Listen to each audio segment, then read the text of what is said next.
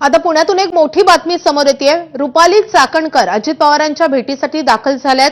काही वेळापूर्वीच रुपाली पाटील ठोंबरे यांनी देखील अजित पवारांची भेट घेतलेली होती आणि त्यानंतर पुण्यामधल्या पक्ष कार्यालयात रुपाली चाकणकर दाखल झालेल्या आहेत।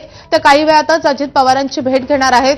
रुपाली चाकणकरांवर गेल्या काही दिवसांपासून वारंवार आरोप होत आहेत आणि हे आरोप त्यांच्या पक्षातल्याच नेते असलेल्या रुपाली ठोंबरेंकडून होत आहेत आणि त्याच सगळ्या पार्श्वभूमीवर रुपाली चाकणकर अजित पवारांच्या भेटीसाठी दाखल झाल्यात। रुपाली चाकणकर यांचा राजीनामा घ्यावा अशी मागणी देखील काही दिवसांपासून जोर धरू लागली आहे आणि या सगळ्या प्रकरणांच्या पार्श्वभूमीवर आजची रुपाली चाकणकर यांची अजित पवारांची भेट घेणं हे खूप महत्त्वाचं आहे। त्यामुळे या भेटीमध्ये नेमकं काय घडतं, काय होतं हे पाहणं महत्त्वाचं असणार आहे।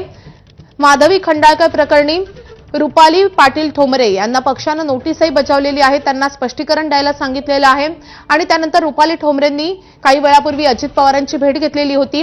त्यानंतर रुपाली चाकणकर यांना कायमच रुपाली ठोंबरेंनी काही आरोप केलेले होते, गंभीर स्वरूपाचे आरोप केलेले होते। फलटण प्रकरणी देखील त्यांच्यावर काही गंभीर आरोप झालेले होते।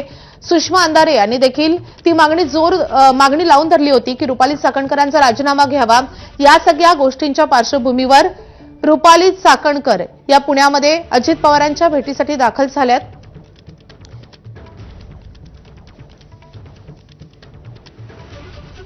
खरं तर गेल्या काही दिवसांपासून अजित पवारांवर आणि पार्थ पवारांवर मोठे आरोप झाल्यानंतर पहिल्यांदाच अजित पवार पुण्यामध्ये दाखल झालेत आणि आज दिवसभर अजित पवार त्यांच्या कार्यकर्त्यांच्या नेत्यांच्या भेटीगाठी घेत आहेत। आगामी स्थानिक स्वराज्य संस्थांच्या निवडणुकांच्या पार्श्वभूमीवरही या भेटीगाठी खूप महत्त्वाच्या आहेत आणि त्याच दरम्यान रुपाली चाकणकर अजित पवारांच्या भेटीसाठी दाखल झाल्यात। आता या दोन नेत्यांमध्ये नेमकं काय चर्चा होते हे पाहणं महत्त्वाचं असेल।